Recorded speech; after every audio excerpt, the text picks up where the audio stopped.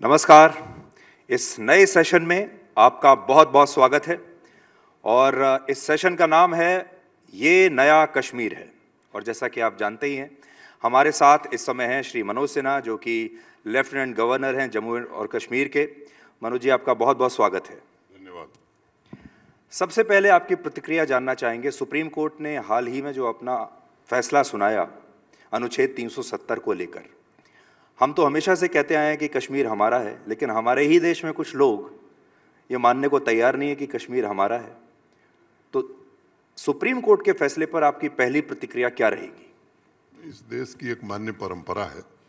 माननीय सर्वोच्च न्यायालय के फैसले के बाद देश ने बराबर स्वीकार किया और मुझे लगता है कि हमारी न्यायपालिका की जो प्रतिष्ठा है दुनिया में, वो मैं कह सकता हूं कि आम भारतीय उस पर भरोसा करता है, विश्वास करता है। और मुझे लगता है कि अब वो बहस खत्म हो गई देश में। देश की संसद ने जो निर्णय किया उस पर माननीय सर्वोच्च न्यायालय ने अपनी मुहर लगा दी है और देश ने इसे स्वीकार कर लिया है। इवन जम्मू कश्मीर ने भी स्वीकार कर लिया। जी, सुप्रीम कोर्ट ने यह भी कहा है कि अब वहां पर चुनाव कराने का समय है और आपको एक डेडलाइन दिया गया है सितंबर तक अगले साल चुनाव कराने के लिए। आपको लगता है कि जम्मू कश्मीर अब चुनाव के लिए तैयार है? मुझे लगता है कि देश पहले से जानता था कि वहाँ चुनाव होगा। जिस दिन 5 अगस्त 2019 को ये 370 और 35A एब्रोगेट करने के लिए बिल लाया गया था, उसी दिन देश के गृह मंत्री जी ने संसद में 3 बातें कही थी। पहली बात डिलिमिटेशन फर्स्ट, दूसरी बात असेंबली इलेक्शन सेकंड, और तीसरी बात कही थी स्टेटहुड एट अप्रोप्रिएट टाइम। प्रधानमंत्री जी ने भी जब देश को और जम्मू कश्मीर के लोगों को संबोधित किया था तो उसमें भी ये बात उन्होंने बड़ी जिम्मेदारी से कही थी। मुझे लगता है कि ये सवाल अनावश्यक रूप से बार बार पूछा जाता है।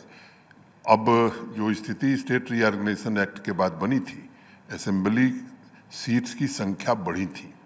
अब असेंबली सीट्स की संख्या अगर बढ़ी है तो उनकी बाउंड्री निश्चित रूप से डिलिमिटेशन कमीशन ही तय कर सकता है, कोई प्रशासन नहीं तय कर सकता है। और पहली बार मैं समझता हूं कि जुडिशियल डिलिमिटेशन कमीशन देश में बना, रंजना देसाई जी की अध्यक्षता में। उसने स्टेक होल्डर कंसल्टेशन किया, 3 बार जम्मू कश्मीर का दौरा किया, व्यापक लोगों से संपर्क किया, लोगों के रिप्रेजेंटेशन लिए। और मेंबर पार्लियामेंट के नाते जितने सदस्य थे, मैंने 5, मैं समझता हूं कि वो तो उसके एक तरह से मेंबर थे उस आयोग के, उनकी राय ली और उन्होंने एक फैसला कर दिया। अब बिना डिलिमिटेशन के तो चुनाव हो नहीं सकता था। दूसरी बात, मुझे लगता है कि जब 2018 में असेंबली के चुनाव हुए थे, मतदाता सूची जो वोटर लिस्ट थी वो उस समय की थी, उसके पहले बनी थी। इन 5-6 सालों में जो नए मतदाता बने, उनके बिना तो चुनाव नहीं हो सकता। तो फिर निर्वाचन आयोग ने मतदाता बनाने के काम को पूरा किया। और बीच में आपने देखा भी होगा चुनाव आयोग का बयान कि हम चुनाव कराने की प्रक्रिया शुरू कर चुके हैं और आगे समय पर चुनाव कराएंगे। एक तीसरी बात जो ध्यान देने वाली है, सॉलिसिटर जनरल ने जो एफिडेविट दिया है सरकार की ओर से, उसमें इस बात का जिक्र किया है कि हाँ चुनाव भी होंगे और स्टेटहुड भी अप्रोप्रिएट टाइम पर दी जाएगी। तो माननीय सर्वोच्च न्यायालय का फैसला का पूरा स्वागत है और मैं ये बात कहना चाहता हूँ कि सर्वोच्च न्यायालय के फैसले को इन लेटर एंड स्पिरिट इम्प्लीमेंट किया जाएगा। तो अगर हम रोड मैप, आपकी बातों से जो समझ में आ रहा है, अगर रोड मैप देखें तो रोड मैप कुछ इस तरीके से नजर आएगा कि पहले डिलिमिटेशन, फिर इलेक्शन और उसके बाद स्टेटहुड। ये रोड मैप मेरा नहीं है, ये रोड मैप जब स्टेट रीऑर्गेनाइजेशन एक्ट बना उस दिन से ही संसद के माध्यम से देश को बताया था सरकार ने। जी, हम जब लोकतंत्र की बात करते हैं और चुनाव की बात करते हैं, चुनावी प्रक्रिया की बात करते हैं जम्मू कश्मीर में, तो आप ये भी जानते हैं कि जम्मू कश्मीर में ऐसे विपक्षी नेता हैं जो अनुच्छेद 370 को हटाने का लगातार विरोध करते आए हैं। और सुप्रीम कोर्ट ने जिस दिन अपना फैसला सुनाया, उस दिन के बाद भी उन्होंने यही बयान दिए कि हमारी लड़ाई अब भी जारी रहेगी। तो आपको लगता है कि सुप्रीम कोर्ट के फैसले के बाद, पार्लियामेंट की मोहर के बाद भी अगर कोई नेता उस राज्य का, उस क्षेत्र का ये कहता है कि हमारी लड़ाई अब भी जारी रहेगी, तो वो किस तरह की लड़ाई होगी? मुझे लगता है कि इस पर बहुत गंभीरता से सोचने की जरूरत नहीं है। जो लोग भारत के संविधान की शपथ ले चुके हैं कई बार, अगर उनको ये बात नहीं समझ में आ रही है तो मैं ईश्वर से प्रार्थना करूंगा कि ईश्वर उनको सद्बुद्धि दे। जी, लेकिन जब यही नेता दोबारा से चुनाव भी लड़ेंगे, इनकी पार्टियां चुनावी प्रक्रिया में शामिल भी होंगी, उसी हिसाब से मैनिफेस्टो भी बनाए जाएंगे, वादे भी किए जाएंगे, आपको ऐसा लगता है कि उस समय ये वो प्रोसेस जो हमने सोचा है वो डीरेल हो सकता है? देखिए, देश की जनता पर मुझे लगता है हम सबको भरोसा करना चाहिए, और लोकतंत्र में भारत की जनता ने सदैव विवेक से फैसला किया है। मैं उम्मीद करता हूं कि फिर वो अपने विवेक का परिचय देंगे। जी, मनोज जी, अब तो आपको इतना समय वहाँ पर हो गया है। इससे पहले ये कहा जाता था कि जनता की राय, वहाँ जो आम आदमी है उसकी राय ही ये है कि वो भारत के साथ नहीं रहना चाहता, या वो अलगाववाद में विश्वास करता है, या वो किसी न किसी प्रकार से भारत की मेन स्ट्रीम में शामिल नहीं होना चाहता। अब दो तरह के लोग हैं, एक तो ओपिनियन मेकर्स हैं, या आप समझ लीजिए कि जो क्रीमी लेयर वहाँ की है, और एक है आम जनता। आज आप देश को ये बताना चाहेंगे कि क्या इन दोनों में कोई अंतर है? आप जब वहाँ गए आपने ये पाया कि वहाँ की जो आम जनता है वो क्या सोचती है? मैं आपको एक बात बहुत जिम्मेदारी से बताना चाहता हूँ, आपके माध्यम से, आपके चैनल के माध्यम से देश को भी, कि वहाँ के लोग पूरी तरह से भारत के साथ एकात्मता चाहते हैं, भारत के साथ रहना चाहते हैं, क्योंकि पड़ोस का हाल वो देख रहे हैं। सीमा पार न सड़क है, न दवा है, न पढ़ाई है, न बिजली है, और जैसे सीमा के इधर आप आते हैं तो अब तो वहाँ के लोग लिख रहे हैं कि साहब मोदी जी हमारे ऊपर भी विचार करिए। तो मैं समझता हूँ कि वहाँ की जनता का कोई दोष है ऐसा मैं नहीं मानता हूँ। कुछ लोगों ने एक वातावरण बना करके रखा था और वो एक भ्रम की स्थिति पैदा की थी, उससे देश बाहर निकल गया है, जम्मू कश्मीर और वहाँ के लोग भी बाहर निकल गए। जैसे एक बदलाव अभी हमने देखा, आपको याद होगा कुछ वर्ष पहले तक जब वहाँ कोई आतंकवादी किसी एनकाउंटर में मारा जाता था तो बड़ी संख्या में भीड़ जो है उसके अंतिम संस्कार के लिए, फ्यूनरल के लिए इकट्ठा होती थी, फिर उसकी तस्वीरें पूरे मीडिया में चलती थी। अभी आपने जो नया बदलाव किया है कि कोई आतंकवादी अगर एनकाउंटर में मारा जाएगा तो उसी जगह पर उसे दफन कर दिया जाएगा, तो अब वैसी भीड़ देखने को नहीं मिलती। नहीं, ऐसा है कि ये प्रक्रिया जो है उनके परिजनों के सहमति से होती है, उनके परिजन रहते हैं, और मुझे लगता है कि ये जो ग्लैमराइज करने की कोशिश होती थी कुछ लोगों के द्वारा, वो समाप्त कर दिया गया है। जी, प्रधानमंत्री मोदी की गारंटी की चर्चा पूरे देश में चल रही है। मोदी की गारंटी, क्या मोदी की गारंटी पीओके पर भी लागू होगी? क्या हम आज ये कह सकते हैं कि आज नहीं तो कल पीओके को भी वापस लाने की गारंटी है? मुझे लगता है कि कुछ काम विदेश मंत्रालय के जिम्मे है, उन्हीं के विवेक पर छोड़ना चाहिए, उसमें हमको आपको नहीं बोलना चाहिए। हमको और आपको अपनी सीमा समझनी चाहिए। जी, नहीं, हम तो अपनी सीमा समझ रहे हैं, लेकिन उधर तो सीमा पार से मुझे भी समझने दीजिए। पर आपको लगता है कि दोनों जगह जो सीमा के इस पार और सीमा के उस पार, क्या सीमा के उस पार भी लोगों की ये इच्छा है कि वो भारत के साथ मिल जाएं? मुझे लगता है कि उनसे पूछेंगे आप तो बेहतर जवाब मिलेगा, मैं इधर रहता हूं। जी, आपसे पहले जो लेफ्टिनेंट गवर्नर थे जम्मू कश्मीर के, सत्यपाल मलिक, वो जब वहाँ से आए वापस तो उन्होंने जम्मू कश्मीर के बारे में बहुत सारे बयान दिए जो कि भ्रामक थे, और उन्होंने एक अलग तरह की तस्वीर, पुलवामा को लेकर भी एक अलग तरह की तस्वीर देश के सामने प्रस्तुत करने की कोशिश की। आपको ऐसा लगता है कि उनकी इन बयानों की वजह से उन्होंने थोड़ा आपका काम भी मुश्किल किया, आपको वहाँ जाकर थोड़ा डैमेज कंट्रोल करना पड़ा? देखिए, एक तो मैं करेक्ट करता हूँ आपको, वो गवर्नर थे, लेफ्टिनेंट गवर्नर नहीं थे। और दूसरी बात कि किसी के व्यवधान पैदा करने से काम करने वालों को कोई दिक्कत नहीं होती है। मैं अपना काम कर रहा हूँ और मुझे लगता है कि ठीक दिशा में कर रहा हूँ। पर आप उनके बयानों को कैसे देखते हैं? मुझे प्रतिक्रिया देने की आवश्यकता नहीं। जी, कश्मीर में हम मनोज जी ये देखते हैं कि पूरा अभी तक आज़ादी से लेकर अब तक एक नैरेटिव का खेल रहा है, एक आप समझ लीजिए एक परसेप्शन गेम रहा है। उस परसेप्शन 70 साल ये देश उस परसेप्शन में जिया, और उस दौरान हमने एक कंफ्यूज सोसाइटी बना दी जिसमें लोगों को एक तरीके से कंफ्यूजन था। उस कंफ्यूजन को दूर करने में आपने क्या क्या कदम उठाए और कितनी आपको मुश्किल हुई? देखिए, मैं थोड़ा बात दूसरी जगह से शुरू करता हूँ। ये 370 और 35A के एब्रोगेशन से बदला क्या है?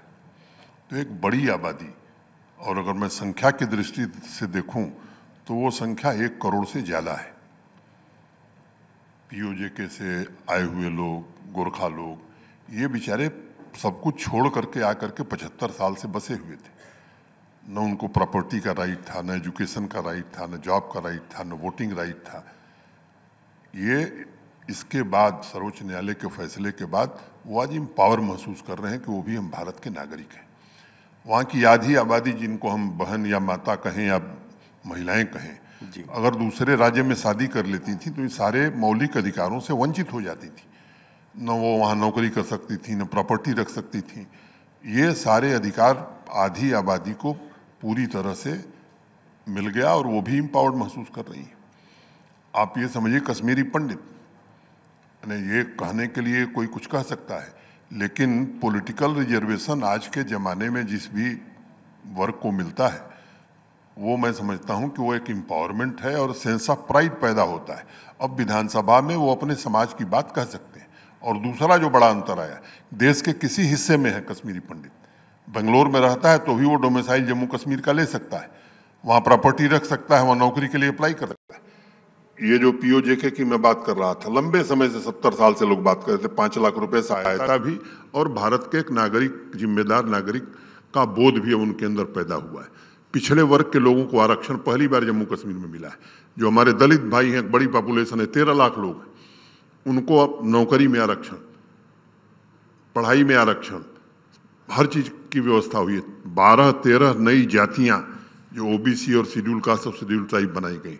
शेड्यूल ट्राइब की एक बड़ी पॉपुलेशन, 9 सीटें असेंबली में शेड्यूल ट्राइब के लिए रिजर्व हुई हैं। गुजर बकरवाल जो बाई हैं, पहाड़ी समुदाय जो लगभग 10% आबादी है जिसकी, उसको आरक्षण मिलने जा रहा है। और एक अंतिम बात मैं कहना चाहता हूं कि सिया पॉपुलेशन भी वहां 10% से ज़्यादा है। 34 साल बाद उनका जो सबसे महत्वपूर्ण त्यौहार है मुहर्रम, उसका वो जुलूस निकाल सके।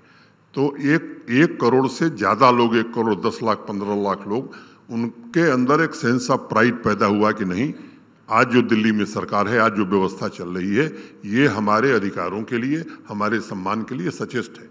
तो इस बात को समझने की जरूरत है। नैरेटिव बनाना दिल्ली में बैठ करके और ज़मीन पर जो हकीकत है, इस दोनों में बड़ा अंतर होता है। और मैं समझता हूँ कि एक बात सबको समझनी चाहिए कि दिल्ली में जो सरकार है वो अब कोई आतंकवादी आकर प्रधानमंत्री के साथ बैठ करके बात नहीं कर सकता है। अब एनआईए के एक छोटे अफसर के सामने भी वो कुर्सी पर नहीं बैठता है, जमीन पर बैठता है। इस अंतर को देश समझ रहा है। जी, अभी हम देखते हैं कि लाल चौक पर भी उतनी भीड़ रहती है जैसे दिल्ली में इंडिया गेट पर रहती है। कुछ समय पहले तक आपको याद होगा, एक ज़माने में मोदी जी वहाँ पर गए थे लाल चौक पर तिरंगा फहराने के लिए, और उस समय इसे बहुत बड़ी बात माना गया था और ये माना गया था कि ये लगभग असंभव सी बात है। और ये बदलाव हम देख रहे हैं अभी। ये झेलम में पानी बहुत बह गया है। लाल चौक को केवल इस तरह से मत देखिए। लाल चौक, पोलो व्यू मार्केट, ऐसे अनेक स्थान हैं जो अर्बन ट्रांसफॉर्मेशन के नमूने के तौर पर देश में पेश किए जा सकते हैं। नाइट लाइफ वहाँ फिर से उसका रिवाइवल हो गया है। आप जब जाएंगे झेलम नदी के किनारे, वहाँ बच्चे गिटार बजाते हुए मिल जाएंगे, आइसक्रीम खाते हुए मिल जाएंगे। कभी इंतजार होता था कि सूर्यास्त हो रहा है, जल्दी घर चलो। अब 11-12 बजे लोग वहाँ आनंद ले रहे हैं। तो पेडेस्ट्रियन मार्केट में समझता हूँ कि यूरोप के बाद जो यूरोप में बच्चे या नौजवान देखते हैं, वो जाकर के श्रीनगर और जम्मू में लोग देख रहे हैं। इस दौरान क्या आपको, जिसको हम यहाँ कहते हैं टुकड़े टुकड़े गैंग है, अर्बन नक्सल्स हैं, जो सुप्रीम कोर्ट भी जाते हैं, जो एक नैरेटिव भी तैयार करते हैं, या जो अगर क्रिकेट मैच में भारत की टीम हार जाए तो उसका जश्न मनाते हैं, ऐसी ताकतों से भी आपका पाला पड़ा वहाँ? मुझे लगता है कि देश दूसरी दिशा में आगे बढ़ रहा है। स्वाभाविक रूप से आज से नहीं, सनातन काल से हमारे यहाँ ऐसे लोग रहे हैं जो अच्छी चीज़ों का विरोध करते रहे, वो रहेंगे, आगे भी रहेंगे। उस पर समय बर्बाद करने की बजाय मुझे लगता है कि हमको देश निर्माण के काम में आगे बढ़ने की ज़रूरत है और विकसित भारत बने, इस काम में आप भी जुटिए, हम भी जुटे, देश के नौजवान भी जुटे। एक बड़ा काम मिल गया है और पहली बार एक प्रयत्न हो रहा है कि देश के युवा, उनकी राय ली जा रही है कि विकसित भारत बनाने में आपकी आइडियाज़ क्या है और उस आधार पर सरकार उसको इम्प्लीमेंट करना चाहती है। तो तो मुझे लगता है देश दूसरी दिशा में जा रहा है। टूरिज्म को लेकर जम्मू कश्मीर को देखिए, भारत जो शेष भारत है वो जम्मू कश्मीर को टूरिज्म से बहुत जोड़कर देखता है। और अभी आपसे बात भी हो रही थी तो लोग ऐसा समझते हैं कि जम्मू कश्मीर का जो आय का प्रमुख साधन है वो टूरिज्म है। टूरिज्म में तो हमने बहुत वृद्धि देखी ही है, लेकिन और क्या क्या बदलाव आप देख रहे हैं? मैं दो बात बताता हूँ कि ये सच है कि टूरिज्म वहाँ के आमदनी का एक बड़ा स्रोत है, लेकिन और भी स्रोत है। समय जरूर बदला है, कभी वो टेररिज्म का हॉट स्पॉट होता था, अब टूरिज्म का हॉट स्पॉट हो गया है। 1,88,00,000 लोग पिछले वर्ष आए थे। इस साल नवंबर तक ये आंकड़ा 2 करोड़ के ऊपर चला गया है। अगर मैं फॉरेन टूरिस्ट की बात करूं तो 350% की वृद्धि हुई है। तो स्वाभाविक रूप से इससे खुशहाली आई है, संपन्नता आई है। ऑटो वाले की बात करिए तो वो भी प्रसन्न है, टैक्सी वाले की बात करिए तो वो भी प्रसन्न है, होटल वाला, कई लोग मेरे जो रोज के काम है उसमें एक काम ये भी है कि आप जैसे लोग फ़ोन कर दें कि साहब 3 महीने सब रूम बुक हैं, जरा मेरे गेस्ट जा रहे हैं, मुझे कमरा दिला दीजिए। तो ये स्थिति बनी है, रेहड़ी वाला भी खुश है। तो इससे संपन्नता आई है, लेकिन वहाँ और भी साधन है। वहाँ का जो हुनर है, मैं समझता हूँ कि ख़ास तौर से हैंडलूम, हैंडीक्राफ्ट, वो देश नहीं दुनिया में बड़ा ज़बरदस्त है। और मुझे बताते हुए प्रसन्नता है कि एक्सपोर्ट हमारा चाहे पश्मीना का हो, चाहे कारपेट का हो, बाकी हमारे जो हैंडीक्राफ्ट प्रोडक्ट्स हैं दुगने से ज़्यादा बढ़ा है। तीसरी बात, हॉर्टिकल्चर, एग्रीकल्चर और एलाइड से, एग्रीकल्चर से संबंधित जो चीज़ें हॉर्टिकल्चर से, चाहे आप एप्पल करें, वॉलनट करें, चेरी करें, ब्लूबेरी करें, ढेर सारे प्रोडक्ट, केसर कहें, इनकी पैदावार कैसे बढ़े। तो एक होलिस्टिक एग्रीकल्चर डेवलपमेंट प्लान हमने जम्मू कश्मीर को लेकर के बनाया है, जिसमें हमारी कोशिश है कि आने वाले इसके इम्प्लीमेंटेशन के बाद ये जो हमारे नीश प्रोडक्ट्स हैं ये कम से कम 2.5 गुना 3 गुना इनकी पैदावार बढ़े, इनको अच्छा मार्केट मिले। और 10 प्रोडक्ट हमारे एग्रीकल्चर और हार्टिकल्चर से रिलेटेड हैं जिन्हें जीआई टैग मिल चुका है, सॉरी हैंडीक्राफ्ट से, और 5 हमारे प्रोडक्ट जो है वो एग्रीकल्चर और हार्टिकल्चर से रिलेटेड हैं जिन्हें जीआई टैग मिल चुका है। जीआई टैग मिलने से और क्यूआर कोड यूज़ करने से अब लोगों को ये पता चल रहा है कि ये कश्मीर का जो कारपेट है ये हैंड वीवन है, भदोही में जो बनता है वो मशीन मेड है। तो उस अंतर को लोग समझते हैं और उसके कारण उसकी डिमांड बढ़ती जा रही है। तो एक ईमानदार कोशिश हो रही है। तीसरी बात कि वहाँ प्राइवेट इन्वेस्टमेंट आज़ादी के बाद से लेकर 2021 तक मोटे तौर पर 14,000 करोड़ का था, जो एक नई इंडस्ट्रियल स्कीम भारत सरकार ने बनाई। मैं ये कहना चाहता हूँ कि देश के किसी राज्य से बेहतर इंसेंटिव इंडस्ट्री के लिए आज जम्मू कश्मीर में है। 86,000 करोड़ के प्रस्ताव प्राप्त हुए हैं जम्मू कश्मीर को, और ढेर सारे काम अब जमीन पर दिखाई पड़ने लगे हैं। मैं समझता हूँ कि इससे भी आय भी बढ़ेगी, रोजगार के साधन भी बढ़ेंगे, और मैं समझता हूँ कि संपन्नता भी आएगी।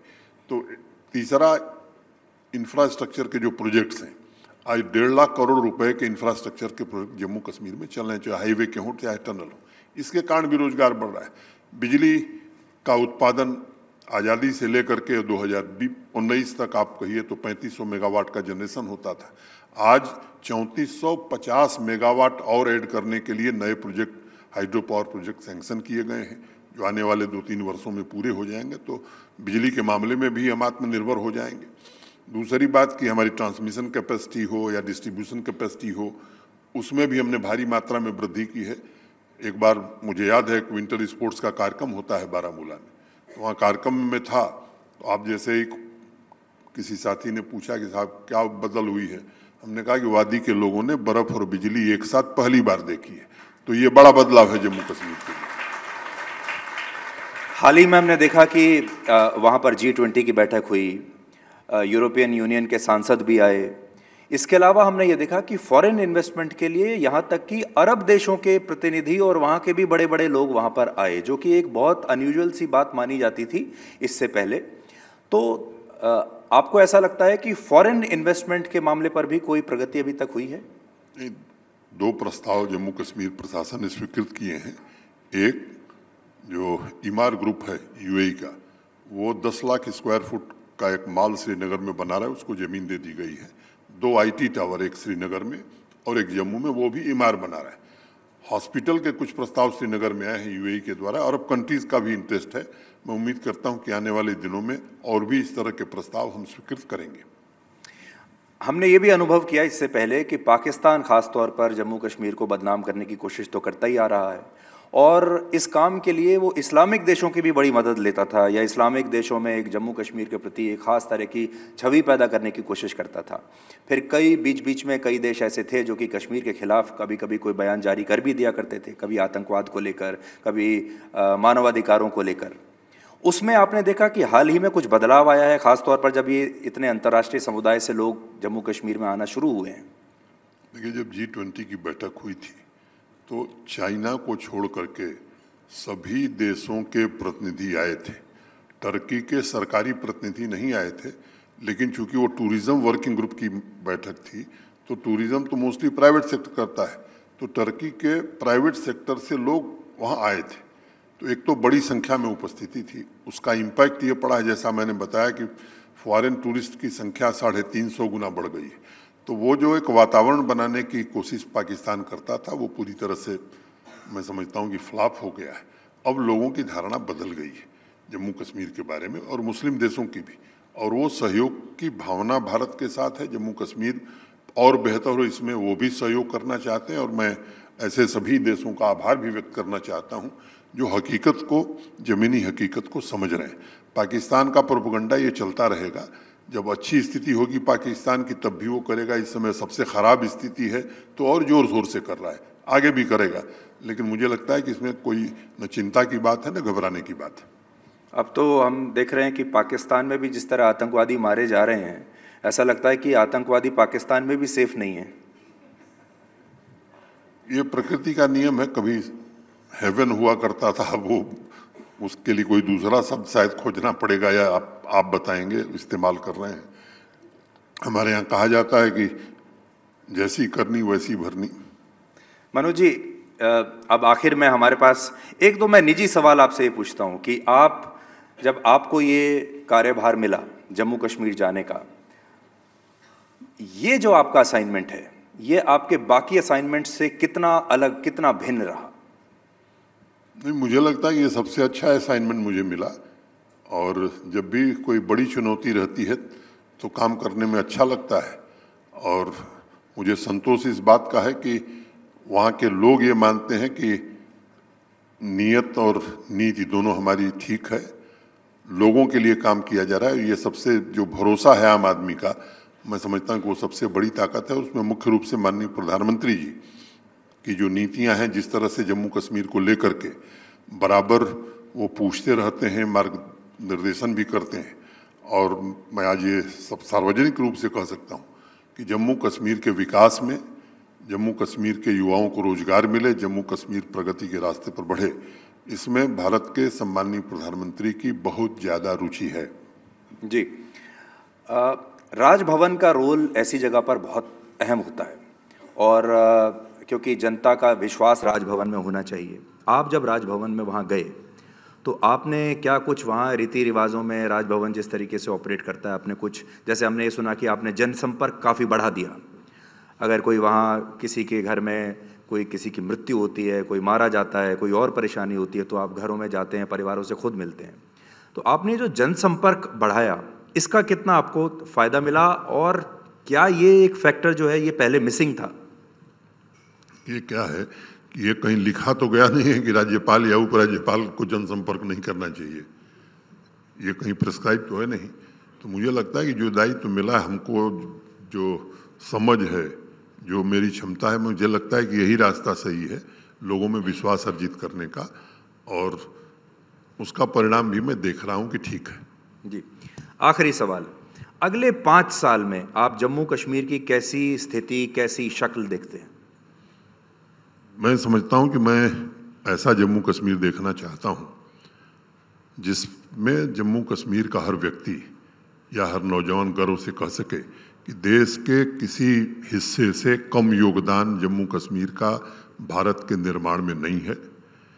विकसित भारत जब बने 2047 में, तो देश के किसी राज्य से जम्मू कश्मीर का योगदान कम नहीं होना चाहिए।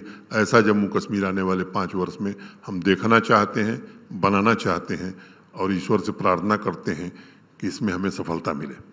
मनोज जी, बहुत बहुत शुक्रिया। और आपने जो विज़न दिया अगले 5 साल का, हम सब यही उम्मीद करते हैं कि आपका जो विज़न है, जो आपने सोचा है, वो ज़रूर कामयाब रहे।